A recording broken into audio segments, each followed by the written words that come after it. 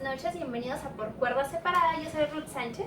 Y yo soy Rodolfo Villalobos. Y vamos a arrancar con una nueva serie que trata de derechos humanos. Te invitamos a que te suscribas al canal, que le des me gusta, que le pongas a la campanita para recibir nuestras notificaciones y que estés al pendiente de los diferentes programas para que nos pongas tus comentarios, complementos, sugerencias y complementemos esta charla. Arrancamos, derechos humanos, que son cómo se comen. Esta serie que vamos a iniciar, para dar un preámbulo, ¿no? Tiene como finalidad analizar los artículos del 1 al 29 de la Constitución. O sea, va a ser una serie larga. Algunos esperamos tratar de compactarlos, quizá ver 2 o 3 juntos para efecto de acelerarlo. Pero bueno, si nos toma el resto del año, qué padrísimo.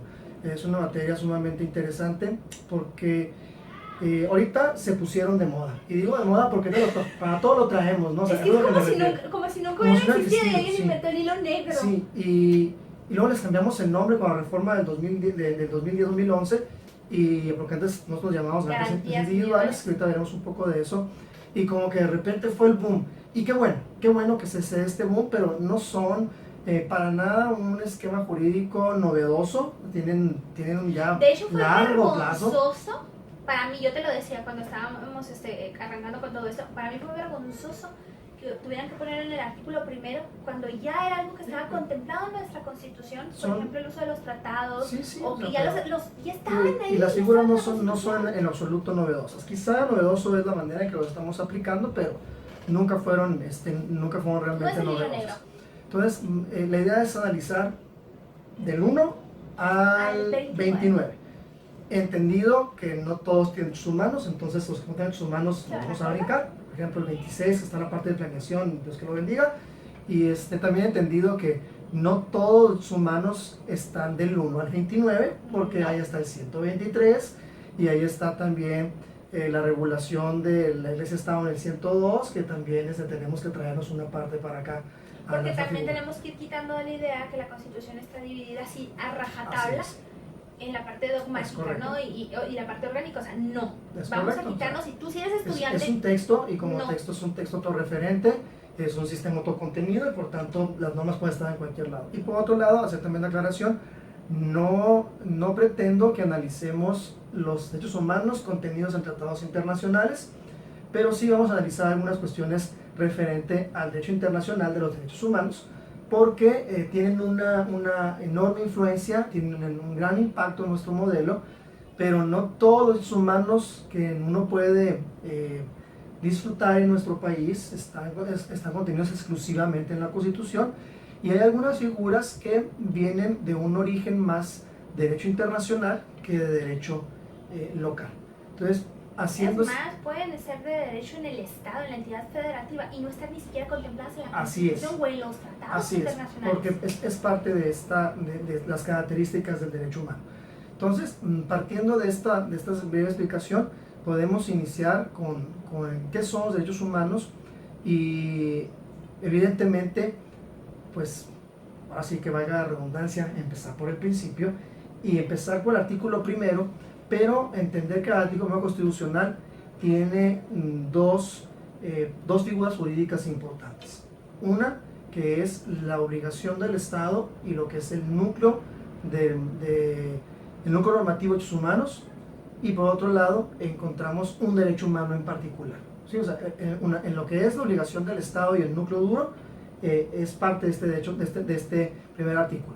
Pero antes de hablar del primer artículo, lo importante aquí que quiero resaltar es precisamente qué son los derechos humanos, antes de empezar allá artículo por artículo, y entendemos de una manera muy general, para no entrar a una definición muy clara de que el derecho humano como derecho subjetivo privado, público, de particular frente al Estado, esas definiciones que veíamos así muy técnicas, podemos explicarlo de una manera mucho más sencilla, como, y lo decía en su momento Diego Valadez, que es una técnica de limitar el poder del Estado. El derecho humano tiene un surgimiento histórico con la función de garantizar al individuo que pueda realizar ciertas actividades frente al Estado. Quiere decir que el poder público permita que el individuo realice con cierta libertad algunas actividades en particular. Y que las tienes por el simple hecho de ser humanos, son inherentes a tu naturaleza. Sí, y esto es importante señalarlo porque la inherencia del ser humano La evidencia del derecho del ser humano tiene un contexto de derecho natural. Aquí en la parte filosófica del derecho, recordemos, tenemos esta distinción como si fueran dos corrientes totalmente peleadas, que es el naturalismo, o derecho natural, que tiene ese derecho que viene por el hecho de ser humano, y que este derecho va por encima de cualquier disposición creada por el hombre, y que se tiene en todo momento, y que simple y sencillamente el ser humano reconoce estos derechos en la forma del sistema positivo. Y luego viene el derecho positivo, que dice, no, el derecho es un constructo cultural, ya que está también de moda esta expresión, y que como constructo cultural solamente existe si el ser humano genera un marco normativo que reconoce su validez y su sometimiento propio, es decir, genera el llamado Estado de Derecho, y con ello el Estado crea el derecho como una forma de autolimitarse. El derecho humano, de hecho, creo yo que se encuentra en la línea intermedia, es decir, está justamente en medio. ¿Es lo que une el derecho positivo con el derecho natural? Sí, para mí está justamente en medio, porque al final de cuentas el uno derecho con el humano es propio del ser humano por el simple hecho de ser humano, y el derecho humano, conforme a la reglamentación internacional, lo llevamos a donde vayamos. Aquí entramos a la teoría holandesa del vested right, es un derecho vestido, y por tanto ese lo llevo a donde yo vaya y no lo puedes negar en ningún lugar porque tiene este carácter. Inclusive en las corrientes de derecho internacional encontramos que el derecho humano encuadra en lo que se denomina como normas de jus cogens. Dentro del derecho internacional encontramos esta clasificación de las fuentes formales del derecho, y a diferencia de los modelos, sobre todo germánicos romanos, que establecen que la primera fuente del derecho es la ley, de ahí surgen las escuelas positivistas, el modelo de carácter internacional, que tiene una enorme influencia del derecho no, y aquí te diría sí pero no, o sea, sí tiene una enorme influencia anglosajona, pero no es del derecho anglosajón, es del derecho de gentes.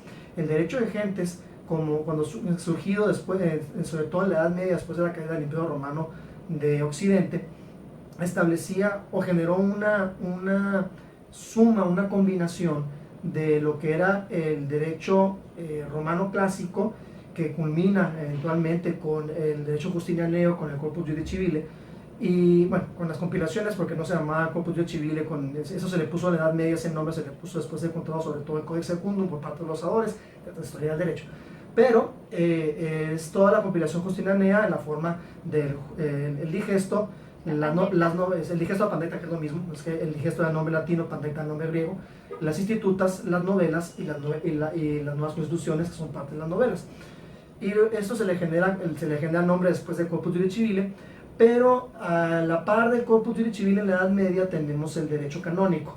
¿Por qué? Porque los que podían enseñar eran los monasterios, y los monasterios eclesiásticos enseñaban el derecho canónico, que tenía como fundamento, en cuanto a la parte estrictamente jurídica, el Antiguo Testamento, especialmente los libros de los 5 del Pentateuco, la ley pero especialmente Levítico y Deuteronomio, porque son los que establecen precisamente la parte de carácter jurídica en el Pentateuco, y luego también las nuevas interpretaciones de muchas figuras que vienen precisamente con el Nuevo Testamento, especialmente la interpretación que Cristo genera de algunas figuras que dicen, bueno, si la ley, nada más que la ley, ya no es sujeto de manera, ¿por qué? Porque ya vine yo a liberarte de la ley.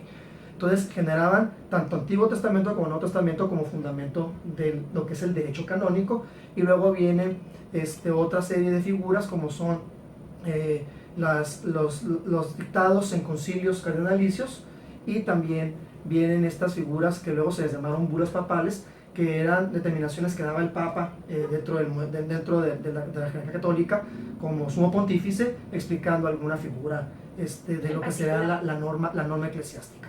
Entonces, el derecho de gentes viene y junta estas dos normas, el modelo romano clásico y el modelo del derecho canónico, y se genera una rama que en Europa se le conoció como el derecho común, y que fue el que más adelante, sobre todo a partir del siglo XI y XII, fue enseñado en las universidades europeas. El derecho internacional tuvo una enorme influencia o un antecedente muy fuerte de estas figuras de derecho canónico y de derecho civil tradicional romano, esto llamado derecho de gentes o derecho común, se le conoció como el jus gentium o el jus gens por parte de los romanos, sobre todo después de lo generado por Justiniano en el Imperio Romano de Oriente. Y dice el derecho internacional lo que importa es que reconozcamos ciertas figuras jurídicas y le da una prevalencia a la costumbre antes de la codificación, y genera el derecho internacional un modelo, no voy a llamarlo consuetudinario porque luego se confunde con la idea de que son costumbres, pero lo que importa más es la práctica de lo que desarrollamos entre naciones para efecto de entender cómo nos estamos regulando. Porque se entiende que al final de cuentas es más fácil que se adapten a una práctica que ya está constante y reiterada, y que entonces va a ser aceptada por la comunidad. Y luego lo codificamos. Y entonces, dentro de las fuentes del derecho, sobre todo, ya, porque inclusive así se reconoce cuando vemos el Estatuto de la Corte Internacional de Justicia, en el artículo 51, nos dice que las fuentes internacionales, y primero pone la costumbre general imperativa, lo que conocemos dentro de la doctrina del derecho internacional, especialmente internacional público, como el jus cogens, esta norma que es obligatoria, que nada más puede ser cambiada por otra norma de jus cogens reconocida como tal por parte de la comunidad internacional. Y luego dice, después de eso viene la costumbre general, tratados internacionales, y luego ya las demás fuentes de derecho de los modelos tradicionales, como lo son la jurisprudencia, los principios generales de derecho y la doctrina. En materia de derechos humanos se consideran parte del jus cogens para efecto de que nadie los pueda desconocer, porque si fueran tratados internacionales, pues será muy sencillo yo como Estado decir, ¿sabes qué? Yo he separado el tratado a través del procedimiento correspondiente, que es el procedimiento de denuncia, y yo denuncio el tratado y me salgo. Como lo intentó hacer Ecuador y Venezuela en cuanto a la Convención Americana de Derechos Humanos, y separarse también de la jurisdicción de la Corte Interamericana. A grado tal que dijo la Corte Interamericana, pues serás muy soberano, pero de esto no te puedes separar, no los puedes denunciar. ¿Qué sucede? Se genera pues esta idea de ser un derecho que llevamos a todos lados. Y entonces, al ser un derecho inherente al ser humano y que lleva para todos lados, reconocido así como una costumbre internacional imperativa por parte del derecho internacional, tiene el carácter entonces de no ser propiamente dicho un derecho positivo. Sin embargo, el alcance de ese derecho humano no puede quedar nada más a que yo diga, pues es que yo lo tengo, es que es mi derecho. Ya vamos porque si no, no lo puedes hacer, ¿vale? Así es, ¿cuál es el alcance? ¿Hasta dónde llego? Entonces tengo que positivizarlo y establecer cuáles son los límites. Y aquí entran las discusiones, ¿no? Porque, por ejemplo, la Constitución Mexicana de 1857 establecía que sea todo individuo gozará de los derechos que otorga esta Constitución. Es una postura positivista ultranza. Yo te los doy. Yo los creo, mientras que la del 17 establece todo individuo gozará de los derechos reconocidos en esta Constitución, y luego les da también los de fuente internacional con la reforma del 2011. Entonces, estamos en esta línea en la cual el derecho humano no tiene nada más el carácter de ser el derecho positivo, sino que está en la raya del derecho humano como derecho natural y derecho positivo. Estaremos hablando que es imposible un sistema totalmente de un lado y totalmente del otro. Tiene que estar en medio. No puedes. Tiene que estar en medio. Y luego encontramos que no son figuras novedosas. Porque tampoco es. Las figuras como derecho natural los encontramos desde las reglas religiosas. ¿Sí? Y aquí no nada más empiezan en la Biblia, sino empiezan en códigos religiosos anteriores a ellos, en el que se reconocen ciertos derechos al ser humano que son propios de él en frente a la autoridad del Estado, recordando que el modelo religioso originalmente, todo sistema religioso originalmente es al mismo tiempo ley secular como ley religiosa. O sea, y aún subsisten algunos de esos sistemas. Como el Estado musulmán o en el caso judío. Pero tienen este carácter de ser al mismo tiempo ley secular y ley religiosa. Y entonces el Estado está inmerso también en la figura propia de la autoridad religiosa. Entonces se generan ciertos derechos a favor de los particulares en contra de la autoridad religiosa, diciéndole, yo tengo algunos derechos que son propios, son inherentes. ¿Por qué? Porque son dados por Dios. Entonces tú no me los representante humano, aunque seas un representante humano de Dios en la forma de que le quieras dar, no me lo puedes quitar, porque como hijo de Dios y derecho otorgado por Dios, son míos. Nada más que el momento de que se hace la separación iglesia-estado, que una cosa es el Estado, otra cosa es el orden religioso, tenemos necesariamente que establecer una codificación distinta y separarlos. Es decir, los religiosos son unos y los enfrente del Estado son otros, porque el Estado no interviene en la religión y la religión no interviene en el Estado. O la organización religiosa, para ser más claro, no interviene en el Estado y el Estado no interviene en la organización religiosa, más que reconocer. Esa es la definición elemental del laicismo. al César lo que es de César y a Dios lo que es de Dios. Y ni, Eso es el ni laicismo básico. desconozco a Dios ni desconozco al El César, poder le del doy Estado. a cada uno su lugar. Así es. Así es. Así. Entonces, tenemos esta connotación de que son muy anteriores. Sin embargo, en su positivización, tenemos que son también antiguos y tenemos encontrado dos momentos peculiares. El primero, la primera positivización del derecho fundamental reconocido como tal, es decir, como una limitante al poder del Estado, lo vemos en la Carta Magna inglesa de 1215. En Inglaterra se da todos estos momentos que son peculiares porque la Carta Magna inglesa termina siendo una consecuencia de las cruzadas, especialmente de la tercera cruzada fallida.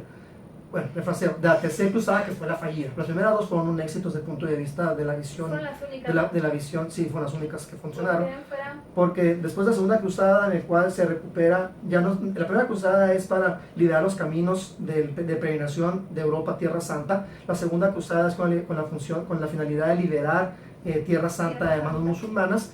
Y luego regresa Saladino por sus fueros y toma de nuevo Jerusalén con una apertura religiosa extraordinaria. Sin embargo, los católicos, sobre todo el mundo cristiano, porque aquí incluimos a todos los dogmas o todas las maneras de interpretar el cristianismo, pero encabezados por el catolicismo, porque de cuentas fue el Papa que convocó la cruzada, dice hay que retomar Tierra Santa de los infieles, especialmente Jerusalén, y entonces se reúnen tres reyes europeos, en Inglaterra, el de Francia y el de Florencia. Todavía Italia no era un estado como tal, sino las diferentes ciudades-estado, y van a retomar Tierra Santa. Nada más que cuando van a tomar Tierra Santa, capturan a Ricardo Corazón de León, que es el rey de Inglaterra en ese momento, y piden una recompensa enorme, no recompensa, ¿cómo se le dice cuando hay que pagar? Es un rescate muy grande, hay que pagarlo. Y entonces la mamá, Eleonora Aquitana, que era en ese momento... todavía estaba sometido a... Ahí todavía no, estaban todos Tudor. Ahí es la casa de los... Pantijero, que se llamaba, no me sé. Pero era católico. Entonces la mamá, Eleonora Aquitana, fue la única reina que acudió a Tierra Santa durante la segunda cruzada, y de hecho dicen que se trajo una parte de la Santa Cruz. La verdad es que le dieron un pedazo de madera y le dijeron esto fue, y sí, se trajo como reliquia, porque pues digo, ya tenía más de 1000 años la Santa Cruz desaparecida. Pero bueno, el punto es que Eleonora Aquitana, que su consentido era Ricardo, no era nosotros dos hermanos, eran tres hermanos, Ricardo, Geoffrey y Juan. Geoffrey el segundo, Geoffrey en tercera corona, de hecho él estudió para otra cosa, y Juan, pues era el famoso Juan sin tierra, o el pequeño Juan de las leyendas de Robin Hood. Y entonces el man le dice al regente, que era Juan sin tierra, oye, hay que pagarle a nuestro hermano, y efectivamente reúne el dinero Juan sin tierra con impuestos altísimos para poder pagar el rescate de su hermano.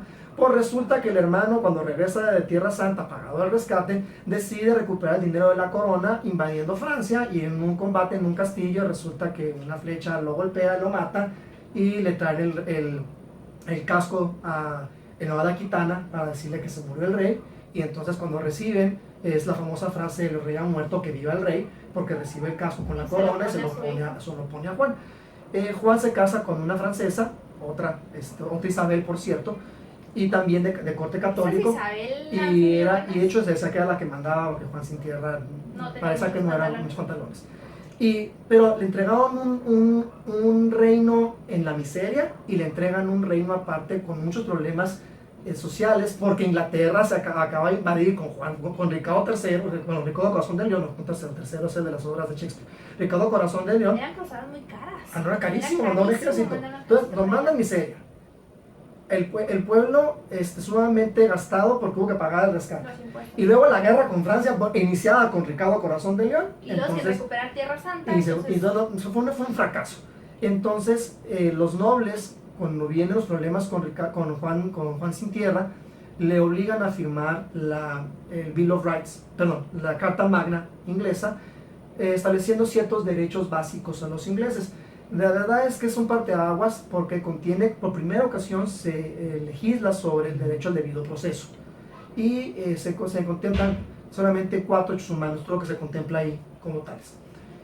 Juan Sin Tierra la desconoce en 2016, la firma en 2015, la desconoce en 2016, y luego a su muerte su hijo establece, Eduardo I establece de nuevo la vigencia de esta ley, de esta carta magna. Era complicado, y fíjate qué interesante, ya era complicado que regresaran a no tener los derechos que ya se habían reconocidos, aunque te los hubieran privado.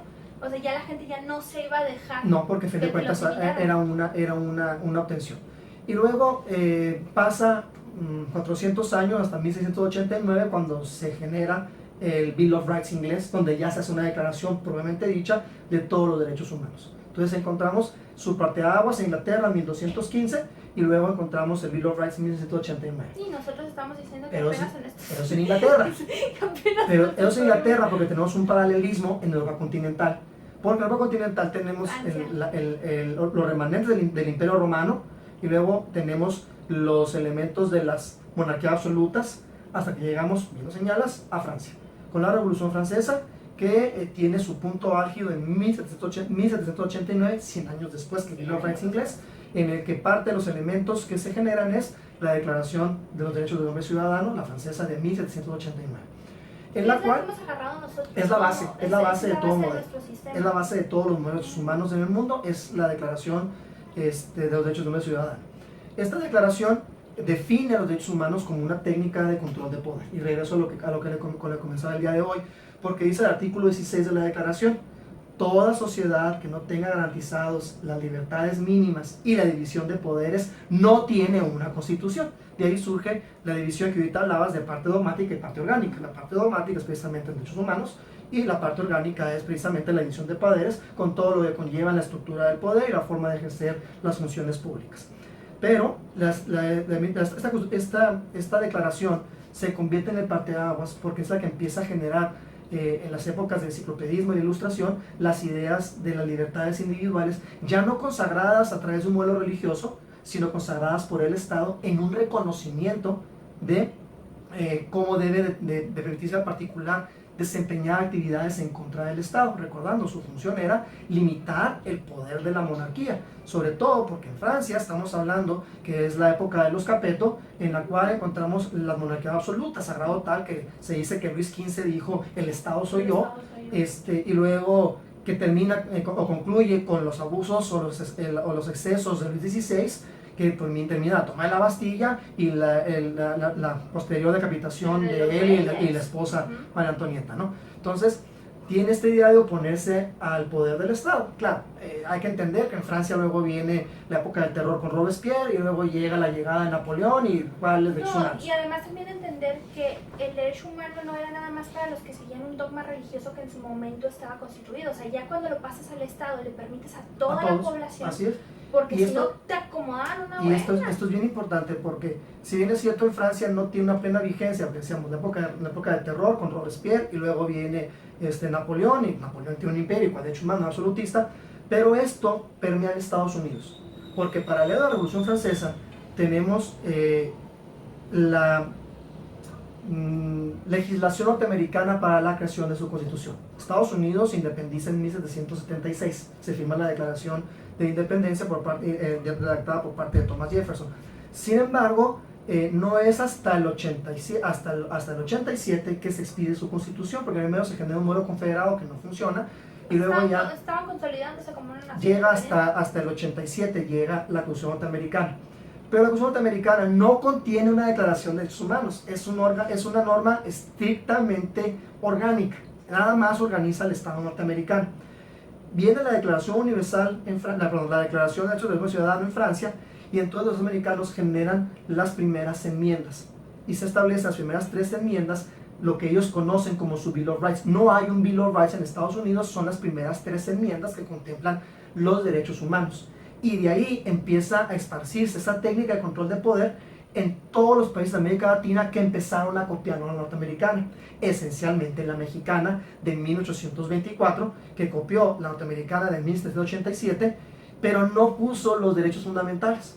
Tuvo que haber después no una declaración, una normatividad que regulara derechos fundamentales en México, pero no se da sino hasta la del 47, que es la recuperación de la vigencia de la del 24, porque si bien es cierto la del 36 contemplaba algunas figuras de derechos del mexicano, eran muy limitados y no tenían el contexto real de ser un derecho humano. Tiene esta característica de ser un derecho del gobernado, pero con algunas limitantes en cuanto a su protección y cómo hacerlos valer. Y la del 43 también eran limitantes al poder del Estado, pero muy pequeñas, en las que realmente tampoco vamos a hablar que era un derecho humano. Tenemos que llegar hasta la del 47, donde se restablece la vigencia del 24, se crean derechos humanos y aparte se establece su manera de protección, su garantía a través del juicio de amparo. El juicio de amparo encuentra su vigencia mexicana en 1847 con una adaptación de varias figuras, especialmente la figura del habeas corpus del modelo de common law. Y luego pasa la del 57 liberal y la del 17 también de carácter liberal, pero pasa con el nombre de garantías individuales. ¿Por qué? Porque es diferente la garantía al derecho así es, humano. porque el nombre que se dio es la razón de ser ese modelo francés que decía que toda sociedad que no tenga garantizados, pues por eso decía, son las garantías de un derecho, una libertad Tú tienes individual. una garantía que te van a respetar ciertas cosas sin que el Estado abuse. Y la garantía es un mecanismo, no es el derecho en sí mismo. Sí. Entonces el cambio de nombre viene y amplía el modelo y establece garantías para poder hacer valer esos derechos. Y entonces el artículo 1 constitucional contempla una serie de obligaciones al Estado y cómo debe comportarse conforme a los derechos humanos. Entonces, quizá como preámbulo, partimos de aquí está, y ya partiríamos la semana que entra, Dios mediante, con el artículo primero que nada, con los esquemas de cuáles son la postura del Estado frente al derecho humano, y luego voy a empezar a ver derecho humano individual. Ahí arrancamos, ahí está. Mándanos tus comentarios. Suscríbete al canal si eres estudiante de Derecho, háznoslo saber también para ver cómo podemos ir indagando más en los derechos humanos y poder apoyarte en esta formación. Y si eres abogado ya con experiencia, pues también comparte para que podamos ampliar este conocimiento, lo vayamos refinando y, ¿por qué no? Pues vamos mejorando también el litigio y, por supuesto, la sociedad con todo esto. Esto fue Por Cuerdas Separadas. Nos vemos ya la próxima semana.